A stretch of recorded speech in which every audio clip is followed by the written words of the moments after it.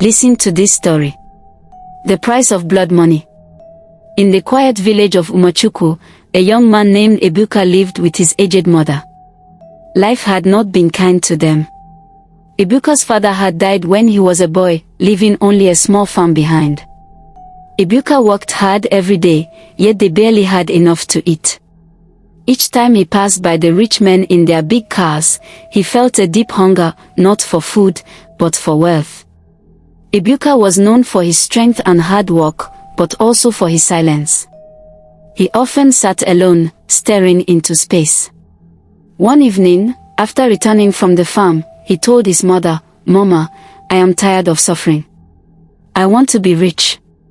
Even if it means doing what others fear." His mother looked at him with concern and replied, "My son, wealth that comes through evil will never bring peace." Despite his mother's words, Ebuka's heart burned with desire. One night, his friend Chuka returned from the city in a flashy car. He wore gold chains and threw money around like leaves. "How did you make it, Chuka?" Ebuka asked. Chuka leaned close and whispered, "Blood money, my brother. You must give to get. But once you enter, there is no going back." Chuka introduced Ebuka to a native doctor deep in the forest. The place was dark and full of strange smells. The old man looked at Ebuka and said, "You want money? You must bring a life, one that is innocent and full of promise. Only then will the spirits bless you." Ebuka felt fear, but his hunger for wealth was stronger. A week later, Ebuka saw a pregnant woman begging by the roadside. She was weak and hungry. He offered to help her and took her to an abandoned hut. That night, under a red moon, he did the unthinkable. The woman cried and begged for her life, but Ebuka shut his ears. He buried her near the river and wiped his hands clean. After the sacrifice, things changed quickly. Money came from nowhere. Ebuka built a mansion in the village. He bought cars, threw parties, and wore the best clothes. People bowed before him, calling him Chief Ebuka. But he never smiled with his heart. At night, he heard strange cries and whispers. He couldn't sleep without taking strong drinks. His mother became worried. "Ebuka, what have you done? There is darkness in your eyes." But he shouted at her and told her to stay out of his business. She wept, praying every night for her son's soul.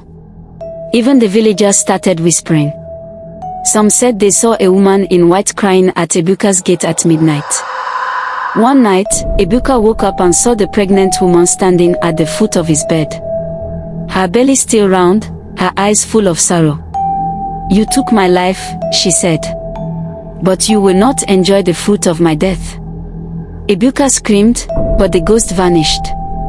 The next morning, his car crashed on its own while parked in the garage. Strange things began to happen.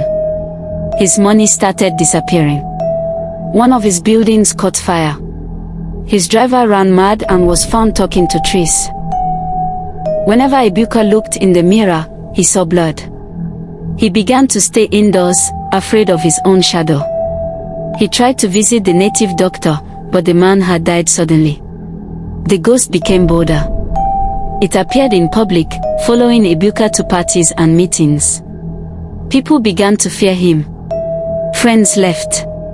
His workers ran away. Even his girlfriend packed her bags and disappeared.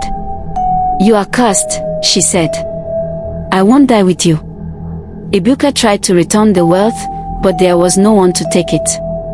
He burned money, gave gifts, and fed the poor, but the cries at night grew louder. His mother begged him to confess, but he refused. "They'll kill me if I talk," he said. "Let me suffer in silence." One morning, Ebuka woke up and found his skin covered in sores. His eyes were red, and he coughed blood. The villagers came to see him, shocked at his condition. Some said he was paying for his sins. Others said it was a spiritual disease. But his mother knew. She wept and fasted, but the heavens were silent. That same day, he saw the ghost again, this time holding a baby. "This is the child you killed," she said. "You took 2 lives. Now your days are numbered." Ebuka fell to his knees and cried, "Please, forgive me. I didn't know it would come to this." But the ghost only stared before vanishing. Ebuka left his mansion and went into the forest, hoping to find peace. He built a small hut and lived alone. No phone, no visitors. He ate only roots and drank rainwater. Some say he was looking for the spirit to beg her forgiveness. Others say he went mad. 2 years passed. A group of hunters found Ebuka's body near the river. His eyes were open, mouth frozen in fear. Beside him was a wooden carving of a pregnant woman and child. The villagers buried him quietly. No one cried. Only his mother placed a flower on his grave and whispered, "May God have mercy on your soul." After Ebuka's death, the ghost was never seen again. The air in the village became calm. Birds sang once more. People spoke of the story for years, warning their children never to envy evil wealth. The shrine where the ritual was done was destroyed and replaced with a church. Chuka, the friend who introduced Ebuka to the dark path, also died mysteriously months later. His wealth vanished, and his house was taken over by weeds. His family fled the village in shame. The villagers believed the spirits were cleaning the land of evil. Ebuka's story became a warning. Even neighboring villages heard of it. Pastors used it in sermons. Teachers told it in class. Blood money may bring riches, they said, but it can never bring peace. A young boy named Namdi, who once admired Ebuka's wealth, chose to become a teacher instead of chasing quick money. "I want to sleep with peace," he said. His mother hugged him and thanked God for wisdom. Slowly, the village began to value hard work again. Ebuka's mansion became a ghost house. No one lived there. Even goats refused to go near. Grass grew through the cracks. Some said they still heard cries at night. It stood as a reminder that not all wealth is a blessing.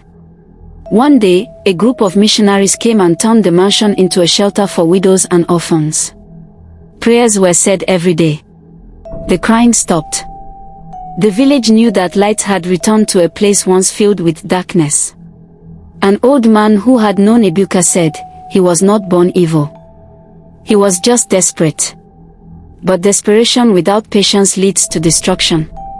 His words were written on the village wall as a lesson for generations to come. Ebuka's mother later adopted an orphan boy and raised him with love. "Let me do one good thing before I die," she said. The boy grew up wise and kind. He became a leader in the village, and people saw him as the true son of the land. Moral lesson: quick money gained through evil will never last. True wealth comes with patience, hard work, and a clean heart. Those who spill innocent blood may enjoy riches for a while, but in the end, the price of blood money is always paid in full.